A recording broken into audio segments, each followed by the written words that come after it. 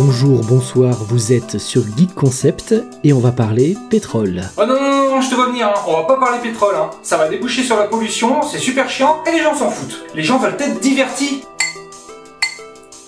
Hey, c'est la machine. Et puis la pollution, c'est de la faute aux Chinois et aux Indiens, hein. Ils sont presque 3 milliards ces bouffeurs de riz, hein. Tiens, regarde, ça c'est la population chinoise. Ils sont presque 1,5 milliard. Et ça, c'est la population indienne. Pareil, ils sont presque 1,5 milliard. Enfin, à peu près. Et ça, c'est la population française. On n'est même pas 70 petits millions. Ça n'a rien à voir. Alors tu vas pas venir me dire que nous en France, on pollue plus, hein? Avec près de 250 millions de tonnes équivalent pétrole consommées par an, la France est le 6e consommateur au monde d'énergie par habitant. N'importe quoi. Sur cette carte, les pays en rouge sont ceux qui consomment le plus d'énergie par tête de pipe. Le monde entier consomme plus ou moins 13 milliards de tonnes équivalent pétrole d'énergie primaire. La France en consomme plus ou moins 250 millions par an. La France représente moins de 1% de la population mondiale et nous consommons pourtant presque 2% des sources d'énergie de la planète. Donc, un Français consomme 2 fois plus d'énergie que la moyenne des autres humains. Non mais attends, c'est pas de ma faute à moi, c'est de la faute de l'État, des multinationales et des lobbies. Qu'est-ce que je peux faire moi à mon échelle? Je ne peux rien faire, je ne suis qu'un pauvre citoyen lambda. Mais qu'est-ce que je peux faire? Tu peux réduire ta consommation. Réduire ma conso... Mais t'es malade ou quoi? Les Français consomment 2 fois plus d'énergie que la moyenne planétaire. Et c'est sans compter tous les produits que nous achetons de l'étranger et qui sont produits à l'étranger avec encore plus d'énergie. Les produits importés par la France correspondent à 6,7 millions de conteneurs par an. 6 700 000 containers par an, ça me parle pas trop. Non, je visualise pas.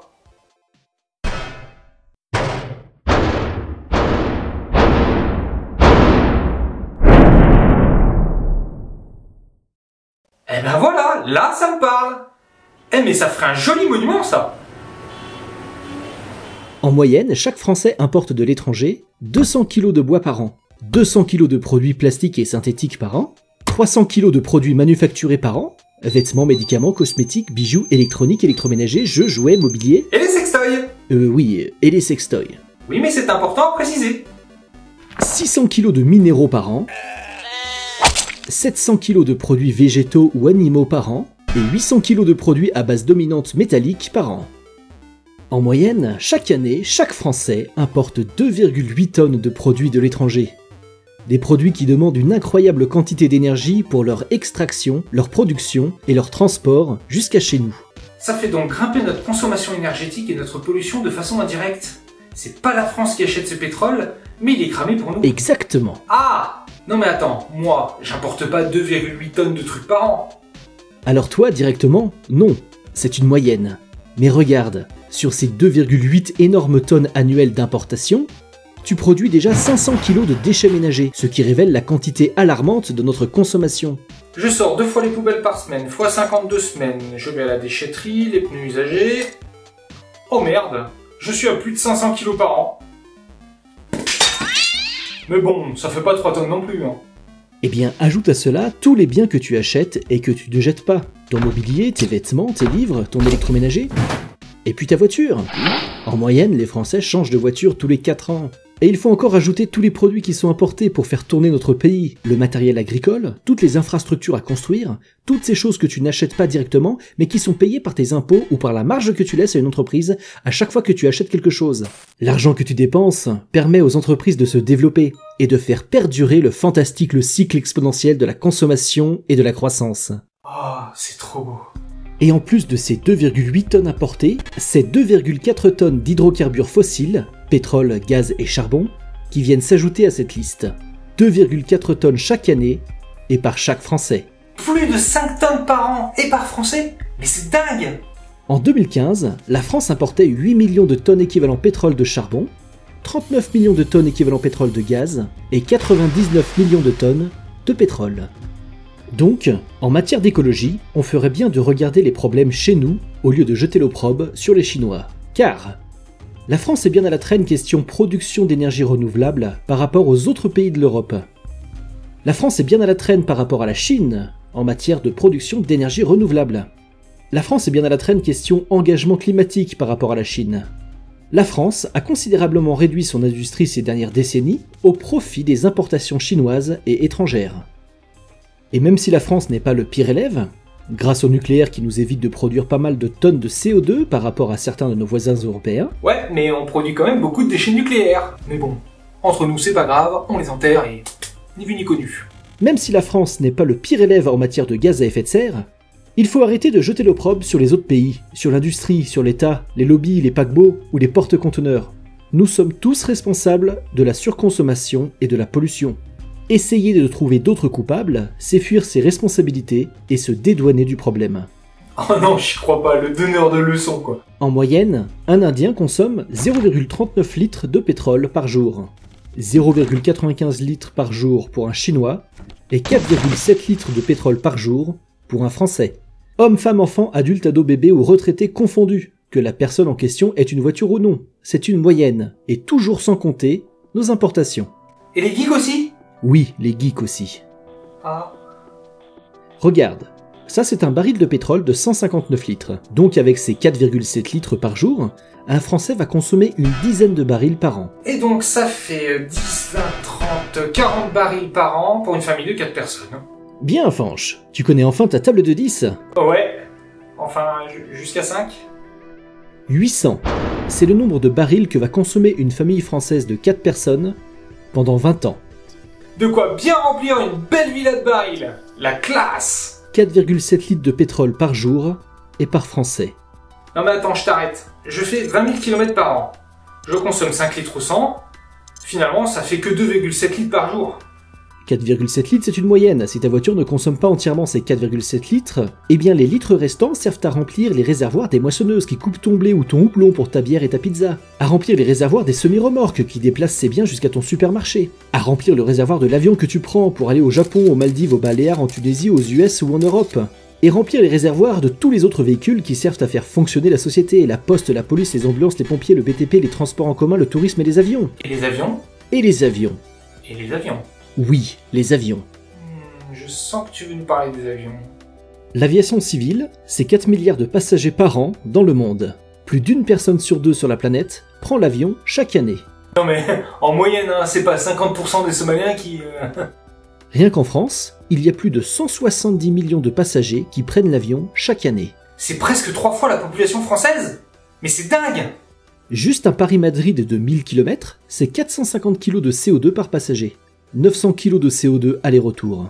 Pour l'Égypte, c'est 1,5 tonnes de CO2 aller-retour. Pour New York, avec ses 11 600 km aller-retour, c'est presque 3 tonnes de CO2.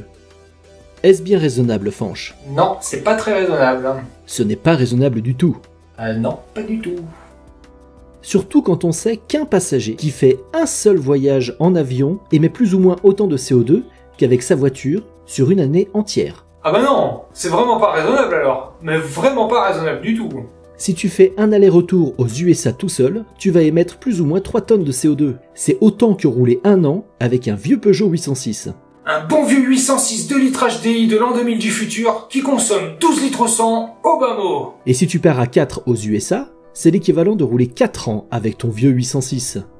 Donc si on veut diminuer notre consommation de pétrole, ben on peut tout de suite arrêter l'avion. Parce que même un petit vol consomme autant qu'une voiture pendant 6 mois. Parce que c'est au décollage qu'un avion consomme le plus. Exactement. Ah, je le savais. Il faut aussi drastiquement réduire nos déplacements en voiture. Pensez au covoiturage.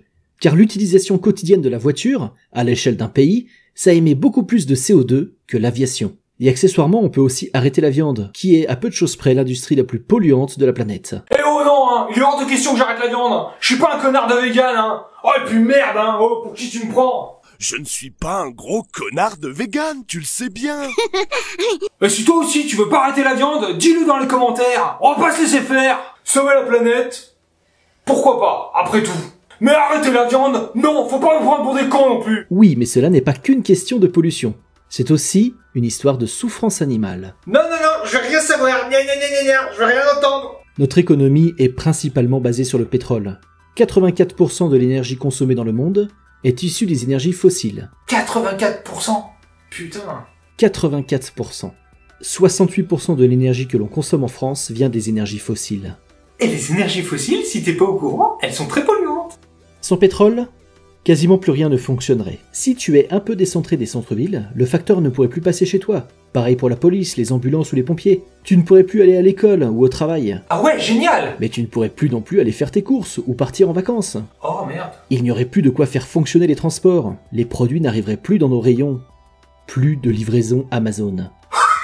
Il n'y aurait plus d'énergie pour extraire nos ressources minières, le bois et tous les matériaux nécessaires à la fabrication de nos maisons, de nos voitures, des objets de la vie de tous les jours. L'économie ralentirait énormément, impactant fortement notre modèle social. La télé, la radio, les écoles, les hôpitaux, tous les services sociaux, la gestion des déchets, la production d'électricité, la distribution d'eau, les réseaux de télécommunications et Internet. Non, pas Internet! Mais la plus grosse problématique serait certainement qu'on ne pourrait plus faire le plein des moissonneuses et autres tracteurs pour produire notre nourriture. Non, mais laissez-nous Internet, s'il vous plaît! Le plus rigolo dans tout ça, c'est qu'on a dépassé le pic pétrolier autour de 2008, ce qui d'ailleurs a été à la base de la crise des subprimes et de la crise économique mondiale de 2009. Et alors? Alors cela veut dire que tous les pays pétrolifères ne savent plus produire autant de pétrole qu'avant, alors que la demande ne cesse d'augmenter. Non mais t'es alarmiste, du pétrole on en a encore plein sous les pieds, on en a pour au moins 50 ans.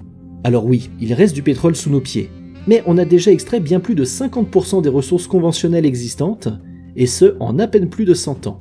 Et la demande ne cesse d'augmenter. Toutes les nouvelles découvertes sont des sources de pétrole non conventionnelles, de plus en plus techniques et polluantes à extraire, donc de plus en plus chères à extirper du sol, de plus en plus chères et de plus en plus dévastatrices pour la biodiversité. Nous avons aussi dépassé le pic des découvertes pétrolières. D'année en année, nous découvrons de moins en moins de pétrole. Et même s'il en reste encore sous terre, on ne pourra pas tout extraire, car il va devenir beaucoup trop cher et in fine nos sociétés industrielles vont péricliter. On ne pourra plus produire assez de nourriture pour toute la population, et il risque d'y avoir des morts, des famines et encore plus de guerres. Ah ouais, carrément. Et de toute façon, si l'on continue à exploiter sans vergogne cette ressource polluante pour faire perdurer notre société mondialisée, nos modes de consommation pour aller travailler pour toujours plus de croissance et d'argent, de voyages, de bijoux et d'objets à la mode, de cadeaux, de jouets, de vêtements, de cacao, de café, de fruits exotiques, eh bien, si l'on choisit ce chemin, c'est la vie de l'homme et la vie sur Terre qui sera cataclysmiquement impactée. Certains spécialistes parlent d'1 ou 2 siècles, d'autres de 50 ans, d'autres de quelques petites décennies. Non mais je t'arrête, les États sont prêts, on s'est engagé à diminuer nos émissions. Oui, la France s'est engagée à la COP21 à réduire de 75% nos émissions carbone par rapport à 1990, et ce, avant 2050. Nous avons déjà réduit de 14% nos émissions en une dizaine d'années, hors importation. Cette diminution de 14% a d'ailleurs grandement été aidée par la crise de 2009. Mais en 2017, elles ont malheureusement encore augmenté.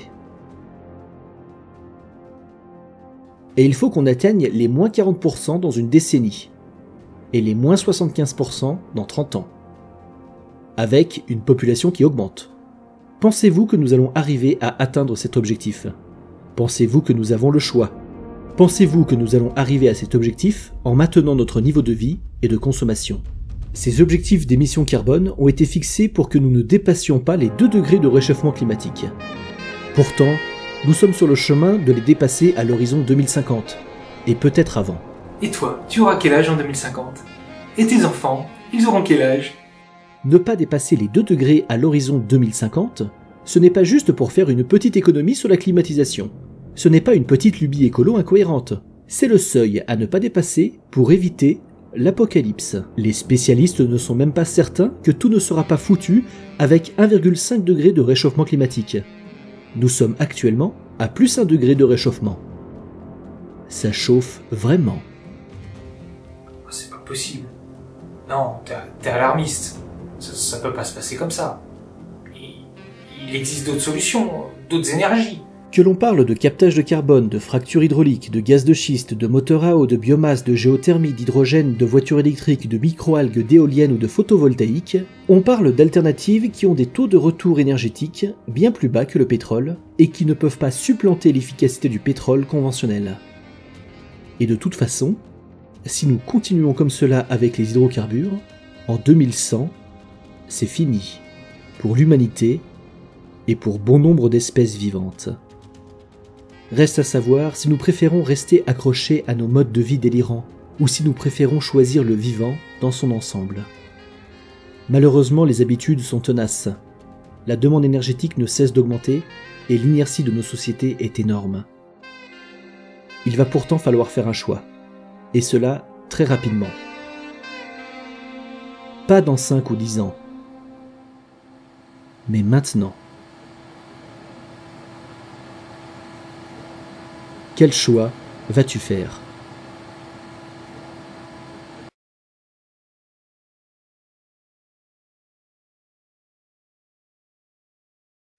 Bonne journée, bonne soirée, bonne nuit. Ouais, youhou, super, on s'est fendu la gueule. Entertainment, waouh.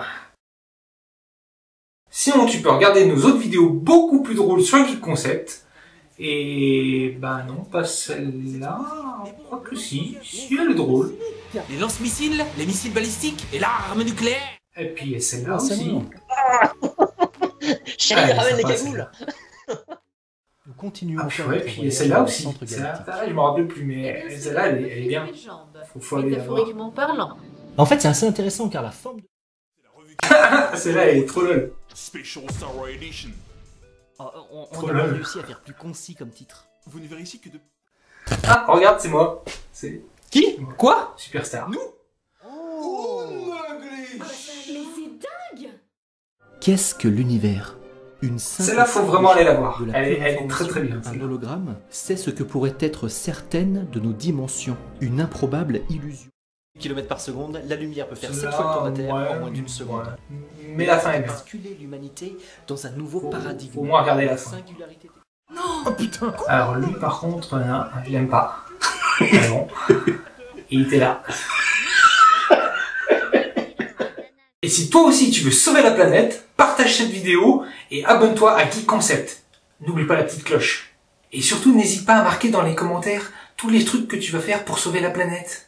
Et puis pour sauver les ours polaires, les chatons, les noursons, les bébés chiens et les hyènes, les ornithorynques. J'aime bien. Vas-y, écris, tape avec tes petits doigts là-dessous. Là. Ouais, j'ai tout mon temps. Alors, j'attends.